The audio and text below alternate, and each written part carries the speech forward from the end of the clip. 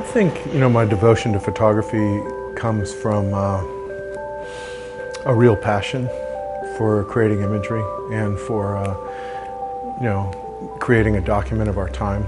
I started out as a newspaper photographer doing photojournalism in California, and I really started to understand the importance of the still image with regards to the ability to study that sort of moment that wasn't fluid, which is how we experience people and we experience life fluidly. I think basically just because I like to communicate.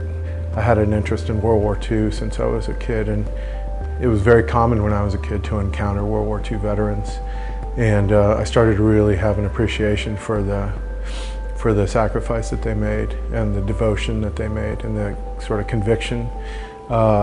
And I really started to love mid-century, 20s, 30s, 40s America. My love for Americana, for want of a better word, would stem from, my experiences principally here in the States growing up, kind of being intrigued by the history of the U.S. always, and the diversity that we have in our country. The difference between the urban setting and the rural setting. I think, the work documents both. Trying to create a document of something that is fleeting, as we move more into the technological age, those people and those settings are changing and are disappearing. And I really like the idea of kind of creating a solid document of that period and that subject matter. I think the idea of really honing a sensibility rather than focusing on a style. First of all, I think for me, it allows me to have a very diverse subject matter that I'm able to interpret.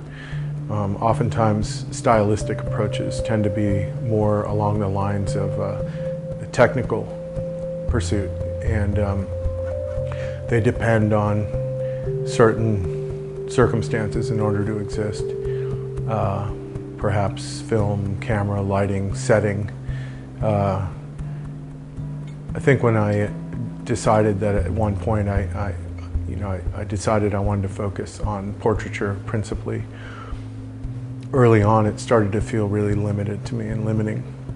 And what I tried to do early on is to develop an internal dialogue so that I could start to be mindful of what I was reacting to and try to incorporate the way I was reacting to things into the work, and over time really focus on trying to increase the diversity of the subject matter that I would work with.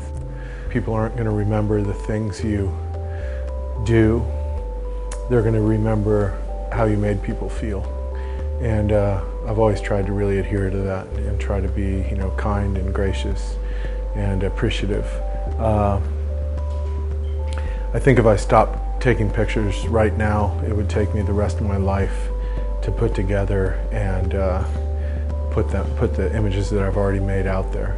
I still actively shoot quite a lot for myself, and I've shot, thousands of rolls of film of personal work, and I've exhibited that work, and I'd like to do a lot more with that. I've been doing a project on honeybees that I'm very proud of and that I'd like to continue. And basically just, image making in general is such a part of my life, and I think it's definitely going to be my life's work. Even long after I retire, I'll still be dabbling in photography.